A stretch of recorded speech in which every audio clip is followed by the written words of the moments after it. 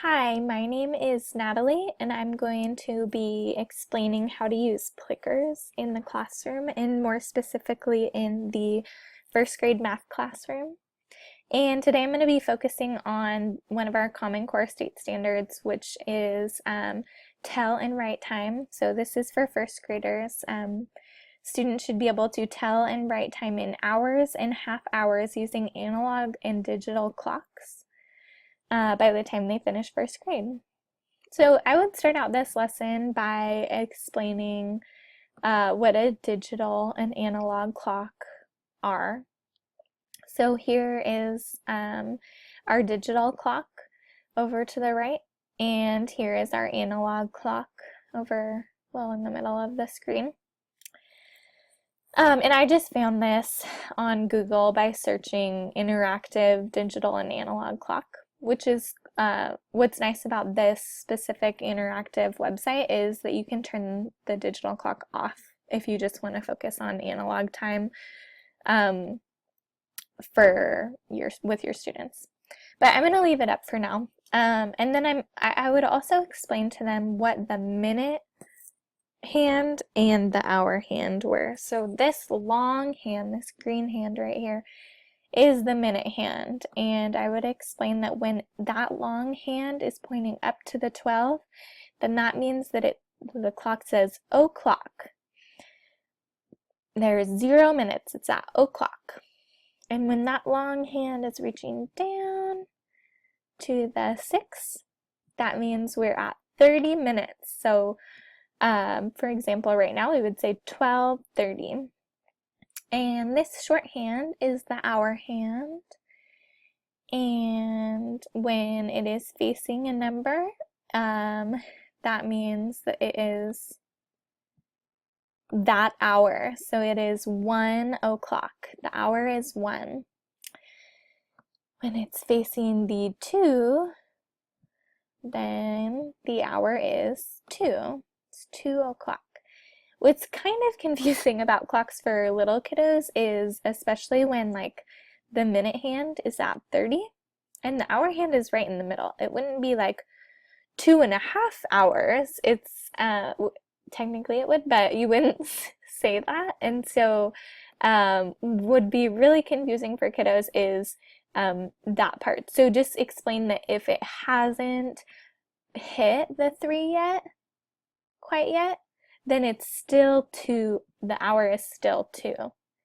But if it has hit the 3, then the hour is 3, or if it's past the 3, even if the minute hand is at 30, and it looks like that hour hand is like right in the middle, the hour is still 3. It stays at 3 until it hits the 4. So, after teaching a lesson about analog and digital clocks, I would go to this website. So this website is awesome. It's Plickers, and you need to create an account for this website. And so I already have done that, but you need the website and you need the app on your phone. So if you have, I think right here it just says if you have like an Apple product, so like an iPhone or an iPad, then that works, or an iPod, that works, or if you have like an Android phone, then that works as well. So I'm going to show you these cards to start out and what they look like. So you're going to print out basically this piece of paper. So you get a certain number of cards depending on which set you want to print out, and I would probably recommend a large font for younger students, especially if we're doing this lesson for first graders, just so that they can see these letters that are around the Plickers. And it gives you 20 pieces of paper, and there are 2 Plickers on each paper, so 40 Plickers total. And as you can see, each Plicker looks different, so that will come in handy. And around the 4 corners of the Plickers are A, B, C, and D on every card, so A, B, C, and D. And so when you give students their Plicker card, then they're going to use, and then you put a multiple choice question up on the board, then they're going to use their Plicker to answer that question. So for this specific example, if the student thought that the answer was A, this is the perfect format to have reaching or held up in the air for you to be able to scan with your phone. If this student thought the answer was D, that's perfect. You need the answer straight up to the sky, and like the Plicker needs to be facing the teacher so that the teacher can scan it. So I'm gonna X out of this. So because I already have a Plicker account, I'm not gonna sign in because I already have, but here's my library. Or actually, I'm gonna go to classes first. So here's my classes. It gives you a demo class to start out, but you can create a new class and name your class and stuff. But I'm gonna go ahead and use just IT 444. And you need to enter in your students' names when you get here. I just went ahead and did the alphabet because this is a demo class. So it knows how many students you have and that kind of thing. And then I'm going to go to my library right here.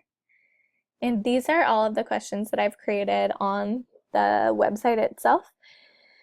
And they have to do with time. So is the clock showing the correct time for 12:30? How many half hours are there in one full rotation of the clock? These are all of those questions. And so then I'm going to go on my phone and open up the app. You need to open it on your phone, and you need to go to Live View on the computer. And when you open it up on your phone, you need to go to My Classes. I'm going to click IT 444. And then you're going to click on one of the questions that you have there, and in Live View, there we go, it'll pop up. So this question says, what does the shorthand on the analog clock represent? A, minutes, or B, hours? So I'm going to scan with my phone what my students are answering. Let's see. And on my phone, I can see what each student is answering. Nobody else can see this, but I can. Here we go, I'll do a couple more. Okay. And make sure your students aren't covering up the answer with their fingers, because then the Plicker scanner won't be able to scan it. All right. And then once you're done scanning, everybody, we're going to pretend like I'm done here. You go to graph, and it looks like, wow, it looks like 4 people answered B, hours. It looks like 2 people answered A. So we're going to click on the computer, reveal answers, and it looks like B was right. So now I know that 2 of my students are still struggling with what the short and long hands on the analog clock represent. So then I'm going to also go to library. I'm going to go back to library, and I'm going to teach you how to enter in a new question. So for example, is the clock showing, let's say, 4:30? We're going to do yes, no. And the correct answer, I'm going to say it's not going to be right. I'm going to save that. And what's interesting about this, for whatever reason, you need to add it to your queue. So go ahead and add it to your queue and press IT 444. And then on your phone, once you just refresh that, it'll pop up. So, in my live view, I clicked on that on my phone. So is the clock showing 4:30? A, yes. B, no. And then I would bring this up and I would say, all right, here we go. I would show my students this. I have to make sure, obviously, that this digital clock was off so that they couldn't see that. So go ahead, class, answer that. And they would hold up their Plickers for yes, it's showing 4:30, or no, it is not showing up 4:30.